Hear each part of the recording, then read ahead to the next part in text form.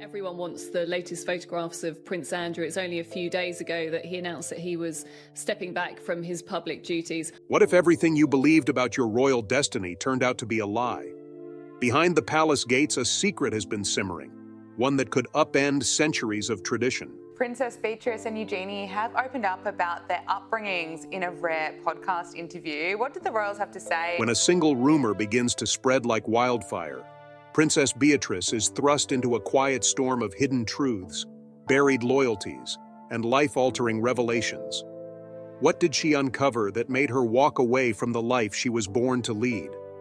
And why has no one spoken of it until now? The answers may just rewrite the future of the crown. Around the beginning of 2025, a lot of rumors started to spread through British media and the internet. The subject wasn't new, but the level of anger was. There were rumors in royal circles that Princess Beatrice might not be the biological daughter of Prince Andrew, Duke of York. These rumors became stronger all of a sudden. People said the rumor came up before in private conversations, but this time it was linked to real information, said results from a DNA test. News stories from several tabloids and royal correspondents said that Buckingham Palace had not publicly confirmed or acknowledged the test. Even so, the story spread quickly. It was a simple but strong idea that Beatrice's father might not be from the royal family and might be someone who the public doesn't know. For a royal whose identity is tied to family and tradition, the effects were very serious. Princess Beatrice has kept a low image compared to some of her royal peers for a long time. People have seen her as honest, discreet, and careful to follow her family's customs. She hasn't been as involved with public life as Prince William or her uncle King Charles III, but she's been to many important royal events and has spoken out about personal issues like dyslexia. It would have been hard for anyone to deal with the spread of this rumor and the sudden rise in media attention it got. On the other hand, it hit Beatrice much more deeply than her public image. It made her think about the story she had always known. After making such a claim, her place in the royal family, her titles, and her past could not be seen the same way. Reports in the media say that the rumor didn't just appear out of the blue. There had been rumors for a long time that there was friction in the family, but nothing official was ever made public. The story came back out of nowhere, this time with a claimed DNA test to back it up. This raised the stakes. Some news sources said the test happened years ago, maybe even in secret, and is only now becoming public because of a leak. Some people thought that a private detective might have had something to do with it. There was no one version of the origin story that could be proven, and the public's desire for truth only grew. Even though the news was getting bigger, neither Beatrice nor her family said anything. The royal family has always taken the stance of never complain, never explain. This has helped them get through many problems by keeping quiet. The quiet felt louder than usual, though. People started to notice small changes in the way Beatrice behaved in public. Pictures and posts on social media that used to show her dad started to go away or appear less often. When she went out in public, she talked more about her husband, her daughter, and her charity work. It seemed like any talk of Prince Andrew was lost in the background. Even though this didn't prove the rumor, it did make people feel like something had changed. This wasn't the first time that Prince Andrew had been in trouble. There was a lot of pressure on him and the royal family because of his well-known link to Jeffrey Epstein and the legal processes that followed. Since 2019, he has kept out of public life and hasn't been seen at many official royal events. But while the last incident was mostly about his behavior, this one was about something deeper and more sensitive: family and being a parent. Beatrice had to deal with a very personal problem because of the rumor, whether it was true or not. If the DNA claim was true, it would mean that everything she thought she knew about her family history was wrong. That would be more than a shock for someone who grew up in the British royal family, where family history is very important. It would be a big emotional and psychological break. Many people quickly pointed out that technically, her position in the line of succession would probably stay the same. According to British succession rules, there is no need for a DNA test to prove royal parentage because she was born during a legal royal marriage. But the problem wasn't legal, it was symbolic. Not only royal fans, but also people in general were interested in the idea that a member of the royal family might not be physically related to the bloodline. On social media sites, people were talking about everything from not believing it to supporting it. Some people thought it was unethical to report on something so private, while others wanted the house to be open and honest. Even with all the noise, one thing was clear. People were interested. People wanted to know what was really going on, whether they were interested, worried, or angry. There were a lot of questions going around, so Princess Beatrice didn't say anything in public. The rumors were not confirmed or denied by her. Instead, she seemed to take a step back, spending less time in public and more time with her family while keeping a respectful silence. There were many ways to understand that silence. Some saw it as an unwillingness to talk about other people. A lot of people saw it as a quiet sign that the rumors were true. What is certain is that the rumor has made a difference, whether it is true or not. The way people see Beatrice has changed, and maybe even how she sees herself. It's not always necessary for proof for such a story to do damage. Sometimes just the suggestion is enough to make people feel distant, make them think, and change their relationships. Sources close to the case said that Beatrice started to stay away from some official events and, most importantly, from her father. She had been to events with Prince Andrew in the past, but now she was seen coming alone or with only her husband. People who keep an eye on the royal family noticed these small changes and said that they often mean changes within the family that aren't officially recognized. Another question is what this could mean for the royal family in general. Any problem that makes people doubt the family's unity is important right now, when King Charles is having major health problems and Prince William is getting ready to lead a more modern monarchy. The situation with Beatrice makes things even more complicated for an institution that is already under a lot of pressure from many sides. She was born at the Portland Hospital in London on August 8, 1988. Her name is Beatrice Elizabeth Mary. Not only in her family, but also all over the UK, people were happy about her birth. In public, she was known as Fergie. She was the first child of Prince Andrew, Duke of York, and Sarah, Duchess of York. She was Queen Elizabeth II and Prince Philip's fifth grandchild. The world found out her name almost 2 weeks after she was born, which seemed like a small delay at the time, but turned out to be a private family choice. Beatrice was blessed at the Chapel Royal at St. James's Palace in December of that year. Her godparents were both family members and close friends of her parents, so she had both royal heritage and deep personal ties. It was a meaningful moment that made her feel like a queen and would shape her future. It was 2 years after Beatrice was born in 1990 that Princess Eugenie was born. After that, the two sisters became very close and grew up together through some of the hardest times in their family's past. In 1996, when their parents' marriage ended for good, being close became even more important. The Duke and Duchess of York announced their split in 1992. It was a mutual choice, but the public was paying more attention at the time. Even though it took 4 years to finalize their divorce, both parents worked very hard to keep their daughters in a good setting. Both Andrew and Sarah continued to be very active in raising Beatrice and Eugenie after they split up. After the divorce, Queen Elizabeth allegedly gave more than £1 million to help set up a trust fund for the girls, which will help them stay financially stable. Even though her family's structure changed, Beatrice had a childhood that tried to mix royal tradition with a normal one. In 1991, she started going to Upton House School in Windsor for the first time. It was there that she first learned about the world. She went to Coworth Park School after that, and then St. George's School in Ascot. During these critical years, Beatrice faced one of her biggest personal challenges. She was told she had dyslexia. At age 7, Beatrice was told she had dyslexia. The illness changes the way people read and understand written words, which can make school especially hard for many students.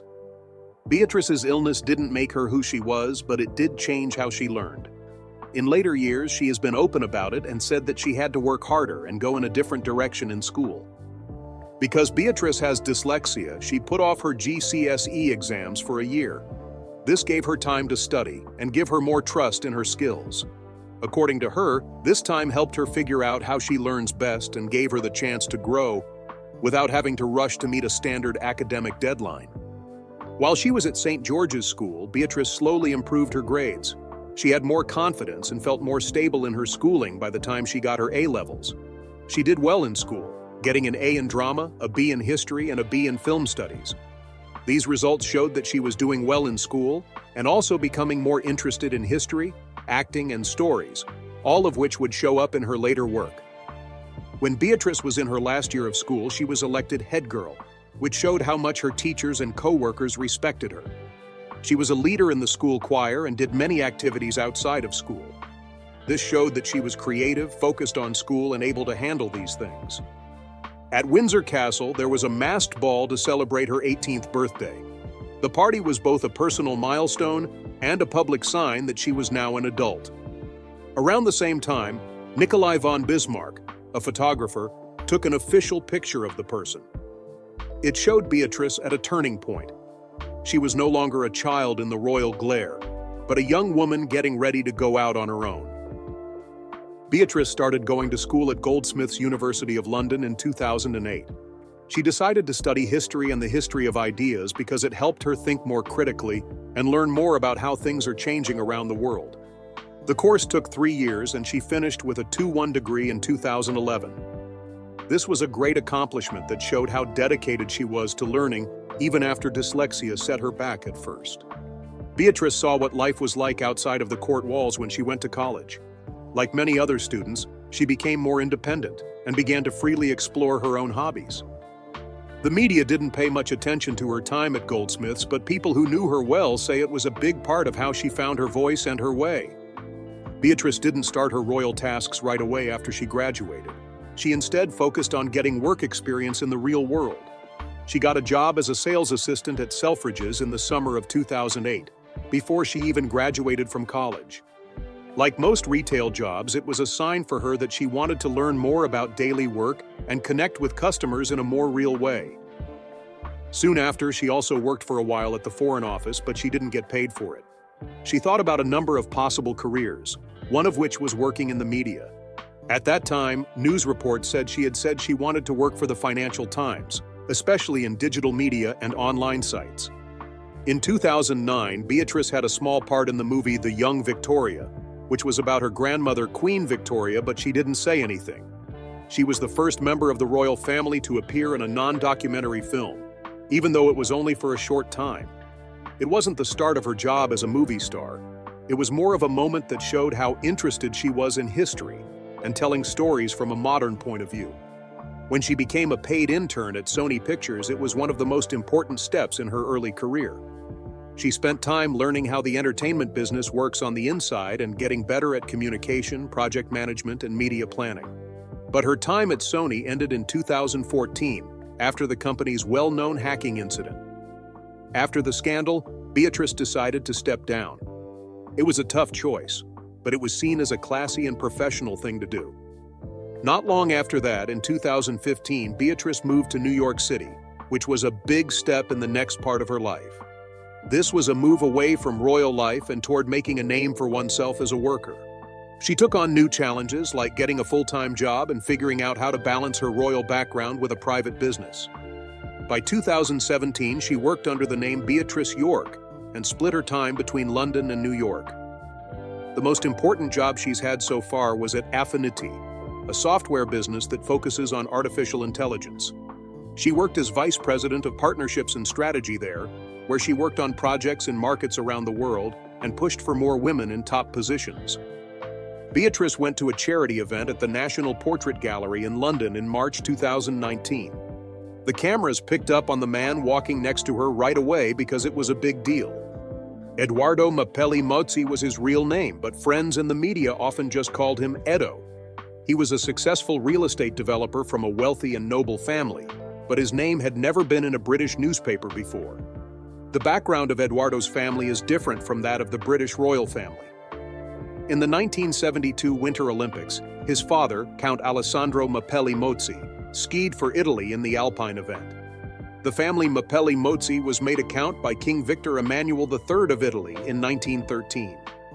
Noble titles are still passed down through families in Italy, even though the country stopped publicly recognizing them when the monarchy ended in the middle of the 20th century. In other words, Edoardo is thought of as a count by custom, even though the title doesn't mean anything legally in Italy or the UK right now. The two people were said to have been dating since September 2018, but they had known each other for a long time before they started dating. The relationship between Beatrice and Eduardo grew slowly out of sight of the press. By the time they went to the 2019 gala, it was already serious. In May 2019, they went to another important event together, Lady Gabriella Windsor's wedding. Many people thought that their relationship had grown stronger after seeing them at this royal wedding. Going to a family wedding together is often seen as a sign of loyalty. This is especially true in the royal family, where public appearances are taken more seriously. In September of that same year, Eduardo asked Beatrice to marry him while they were in Italy. Soon after, the engagement was made public through comments sent out by Beatrice's father's office. The couple also showed off a set of engagement photos taken by Misan Harriman.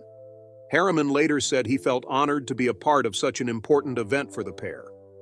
Right away, plans were made for a royal wedding.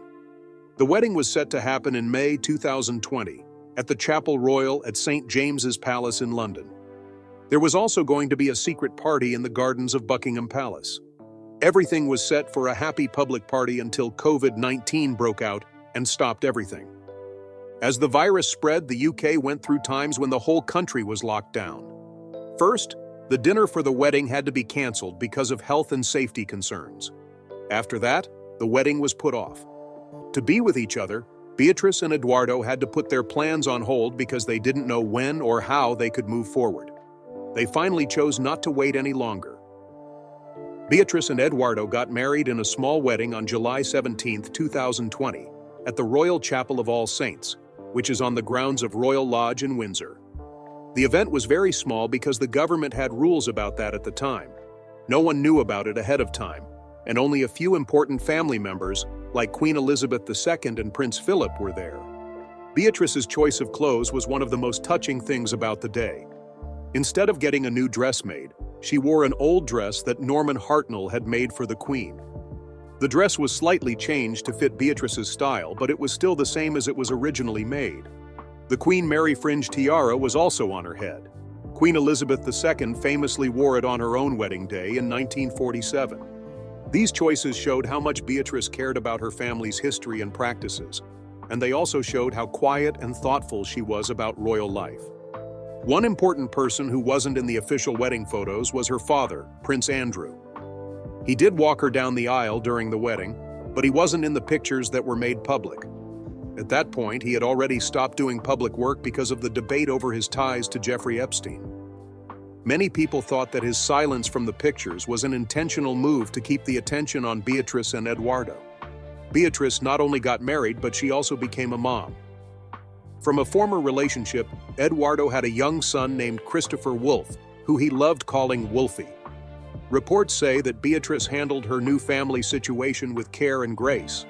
She got close to Wolfie while still respecting his relationship with his original parents. Close friends and family of the couple have said that Beatrice wanted Wolfie to feel safe and included as their family grew. Beatrice and Eduardo's first child together was a girl they named Sienna Elizabeth Mapelli Mosey. She was born in September 2021. She was born in London at the Chelsea and Westminster Hospital. She was 11th in line to the British throne at the time of her birth. Elizabeth, her given name, seemed to be a tribute to Queen Elizabeth II, Beatrice's grandmother. Sienna moved up one spot in the line of succession when Queen Elizabeth died in September 2022. She is now 10th in line. While she is not a princess, she has a kind of noble position that she got from her father. By Italian custom, Eduardo is a count. This means that both Sienna and her younger sister can be called countesses or noble donna, which is a traditional term for women from noble families. The British royal family does not publicly recognize these titles, but they are still important in terms of culture and history. Not long after Sienna was born, Beatrice and Eduardo left their home in London and went to the Cotswolds to live in a manor house. The move meant a change to a simpler, more private life, which is something Beatrice has always liked. They can raise their kids away from the busy city life in the Cotswolds, but they can still get in touch with London when they need to. She had a girl named Athena Elizabeth Rose Mapelli Mozzi in January 2025, which was her second child. Again, Athena was born at Chelsea and Westminster Hospital a few weeks early. She is 11th in line to the throne right now, just behind her sister. The names, which included Elizabeth again, were chosen to honor Queen Elizabeth II, whose influence continues to affect the lives of younger royals. Beatrice is now focused on being a parent, continuing her career, and helping charitable causes. She has 2 young girls and a stepson. Even though she hasn't done a lot of public royal tasks, she is still seen at big family events and has quietly built a reputation for being kind, sensible, and reliable. Sienna and Athena, her children, have their own place in the worlds of royalty and nobility. They live a normal life, at least for now, even though they are close enough to the royalty to be a part of its story. They come from 2 different royal families, British on one side and Italian on the other. This means that they are both traditional and flexible. At first, it was just a story that hadn't been proven, but it quickly grew into something bigger. At first, it was just a whisper going around among royal watchers and newspaper reporters. After that, the story slowly picked up speed. A DNA test was allegedly done and showed a problem with Princess Beatrice's paternity, according to several news articles. It was a hint that Prince Andrew, the Duke of York, might not be her real father. Question grew along with the story. Where did the test come from? Who had placed the order? The most important question is, was it real? It wasn't confirmed by the government or the public, and no one came forward with direct proof. The story spread on its own, though. Different news sources said the story came from a stolen document, while others said it was spread by a private investigator who had worked with the royal family in the past. The details were not clear, but the effect was felt right away. Lineage is at the heart of what it means to be royal. Bloodlines are a big part of the system in a lot of ways. British succession rules only say that a child must be born in a legal marriage and not a DNA test to prove legitimacy. However, how people see this is a different matter. This kind of rumor, even if it's not based on real evidence, can hurt people's feelings and hurt the royal family's carefully crafted image. Princess Beatrice is at the center of this storm. She is known for staying out of the spotlight. She hasn't been in a lot of trouble and has always seemed determined to protect her family's honor. It's very personal for her to be told that she might not be the actual daughter of the man she's always called Dad. Still, because of her role, it's become interesting to the public. People started to notice small but telling changes as the rumor spread. Beatrice had been seen at royal events with Prince Andrew in the past, but now she was going alone. When she went out in public, she talked more about her young family and the charity work she did. In her social media posts, she stopped posting pictures of her dad as often and stopped making warm comments about him that she used to do all the time. People who know how royals act said that these small changes often mean that there are changes within the family. Even though they didn't say anything in public, the change in body language, closeness, and other social cues showed that they were emotionally distant. The cameras caught Beatrice and Prince Andrew standing on different sides of the venue at a big royal event. They didn't seem to be talking to each other, not a smile. There was no talking. For a family that often talks through carefully planned public events, it was hard to ignore the message. Many of the people who were close to the situation spoke anonymously and said that the rumor had had a big effect on Beatrice. Few said she wasn't happy. Others said they felt betrayed or shocked. Some even said that she had been curious about her past long before the DNA story went public, but that the rumor made her change her mind and take a step back. Princess Eugenie, her sister, had a different reaction. People saw Eugenie and Beatrice with their father less and less, while Beatrice stayed quiet. During that time, she was seen in public less often, and when she was, she didn't talk about the rumor in public. Some people thought she was still secretly supporting Prince Andrew. Others thought she just didn't want to be a part of a story that could hurt the family's reputation as a whole. Like everyone thought, the house said nothing. Not a single thing was said, confirmed, or denied. This method, which has been used by the royal family for a long time, is known to respect privacy and keep news stories from getting worse. But this time, the rumor didn't go away when no one said anything. Instead, the lack of clarity led to more guesswork. In the background, there were rumors that people in the royal family were becoming more worried. People said that public relations teams were meeting in an emergency. It was said that senior officials were trying to figure out how bad the rumor could be in the long run. People said that King Charles was angry about what was going on and worried about how it would affect the security of the monarchy. Some people said Prince William was focused on protecting the royal brand, especially since the public was paying more attention and the generations were changing. Reports said that even Queen Camilla was trying to keep the peace in the family. People said she was a calming presence in the midst of the uncertainty because she knew how to deal with complicated family relationships. But when it comes to a rumor about paternity, feelings often get in the way of following the rules, and there aren't any easy ways to handle the fallout. Outside the palace walls, people had a range of reactions. Some people felt sorry for Beatrice because they knew how hard it must be to have something so personal become public knowledge. Others wanted the royal family to be open about the rumors, saying that as members of a publicly funded organization, they had a duty to do so. People felt both sorry for and angry about the situation online, and the news kept reporting on it from every point. Beatrice didn't say anything despite the noise. Publicly, she didn't say anything, did not give interviews, and didn't talk to the press. But what she did told the whole story. She seemed to have decided to move on by continuing to focus on her kids, her husband, and her work. She may not have found a solution yet, but she had a sense of where she was going. In public, her connection with her father seemed far away from what it used to be. And that space seemed to be on purpose. What gave this rumor a lot of power was its emotional core. Scams in public are nothing new for the royal family. These two people have been through a lot over the years, from divorce and cheating to political criticism and personal mistakes. But a question about paternity, that is, about who the real parents of a child are, is not the same. It hurts more. It questions who we are at our core. In the case of Beatrice, it opened a door to doubt that could not be fully closed by formal silence. The effect of the rumor has already been felt, even if it turns out to be false. A link that used to be strong has changed. The distance, focus on family, and silence of a daughter as a form of quiet protest has become louder than any official denial.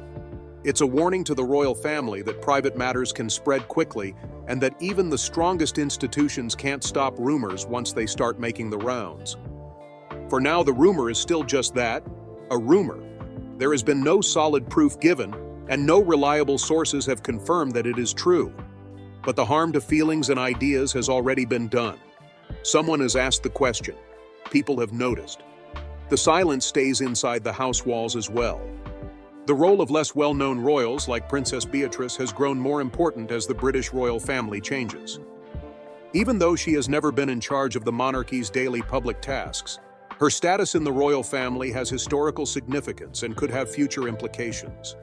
In the coming years, her role could change because of both her personal problems and the problems the kingdom is facing as a whole.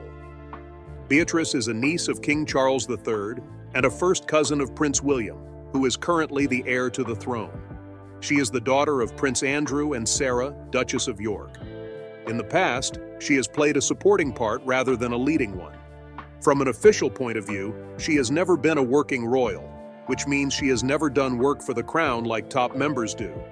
She has instead chosen a private job, but she still attends important family events, royal ceremonies, and events for good causes. But the government has had to rethink how it works and who is involved in recent years. When Prince Harry and his wife Meghan Markle quit their royal tasks, there was a big hole in the royal lineup. Their leaving not only made fewer people available for events, but it also started a huge public debate about how relevant, open, and inclusive the school was. Then there was the scandal involving Prince Andrew, which made him give up all of his royal duties. This was another big change for the royal family. Two top royals were taken out of public life, which put more pressure on the other working royals. There are not as many people to go to events, help charities, and promote the monarchy at home and abroad. At the same time, worries about health have also helped shape the present scene. In early 2024, King Charles said that he was getting treatment for cancer. Although the palace did not give all the details about his situation, the news caused a lot of worry, especially since it came so soon after Catherine, Princess of Wales, said she too had been diagnosed with cancer. The throne is less well known now that both the king and the future queen are getting treatment. A lot of people who follow the royal family have said that this is one of the hardest times they've had in recent memory. People have felt the loss of important people very much, and the royal calendar has been noticeably less busy. Prince William is now in a tough spot because of this. He has been given more and more tasks as the most senior royal who is constantly doing things for the government. But one person or a couple can only do so much, no matter how hard they try. Because of this, a lot of people think he might need to ask his cousins, like Princess Beatrice, to help him out. There are even signs that this change might be happening already. Beatrice has been to more public royal events in the past few years. She has been to outdoor parties, public events, and services, sometimes with her sister, Princess Eugenie, and other family members. Even though these public appearances don't mean that Beatrice is officially back to her royal tasks, they do show that she is still a visible and helpful family member. There are rumors that Prince William wants to change the government to make it look more modern. To do that, we need to include new opinions and points of view while still upholding the values of service and continuity. That goal is met by Beatrice, who comes from a royal family and has worked in the private sector. After being a leader at Paternity, where she backed programs that helped women become leaders, she has worked in both business and technology. A modern kingdom that wants to feel more grounded and connected might find this balance between royal ties and everyday life useful. Of course, it's still not clear who exactly is a working royal. In the past few years, there has been a push to simplify the government so that fewer royals get public money. It is known that King Charles wants the royal family to be smaller and focus resources on the most important people. In this time of economic uncertainty in the UK, this method makes sense in terms of how much it costs and how well it works. But it also means that there are fewer people who can do royal tasks, which can be a problem when something unexpected comes up. The royal family has to change with the times, just like any other group. This means that there will be fewer active royals, so cousins like Beatrice and other relatives may play a bigger role in the years to come. It's also a question of how people see things. Recent polls in Britain have shown that younger people are less sure about the monarchy's importance. A lot of young people say they don't feel connected to the school because they think it's out of touch with modern life. For the royal family to stay relevant, it needs to show that it represents the different kinds of people and beliefs that people have today. That means helping with things like mental health, schooling, the environment, and welcoming everyone, which is something Beatrice has already shown interest in. Beatrice has been less public than many other royals her whole life. She has been honest about her dyslexia problems and has used her fame to help others and bring attention to the problem. She has also given money to a number of charities and made it clear that her part, no matter how small, should be used to help others. With her strong sense of purpose and knowledge of life in and around the palace, she could become an important part of the royal family in the future. Naturally, any bigger part would also rest on what's going on in Beatrice's life. She has 2 young girls and a family that is growing. Right now, she divides her time between work and her family. It's not clear if she would want to do more public work. But the fact that she is always there and ready to help out shows that she is still willing to support the organization, even if it's only in a small way. People who have been following the royal family for a long time say that Queen Elizabeth II often counted on her cousins and other relatives to help her with the public duties. They were seen at events, gave money to national causes, and made the monarchy feel like they had a lot of support. It's possible that Prince William will do the same thing. He might be better off asking trusted family members like Beatrice and Eugenie to help him with the tasks instead of trying to handle them with just a small group. More of the younger royal family has also been asked for by the people. As King Charles and other senior royals get older, it will be up to the younger royals to keep the organization close to the people it helps. That doesn't mean going back to the old royal roles, but it does mean being present, being approachable, and showing that the royal family is still important in modern Britain. Princess Beatrice may be able to help the monarchy change because she has royal roots, professional training, and a modern point of view. As the royal family moves into the next phase, her role is likely to become more important, whether it's through her official tasks, her public advocacy, or her quiet support behind the scenes. The monarchy needs to both hold on to history and be open to change if it wants to do well in the future. It needs to pay more attention, explain more, and change more. That's where royals like Beatrice come in. They're not meant to replace the main characters, but to help them build something stronger, more modern, and more important for future generations.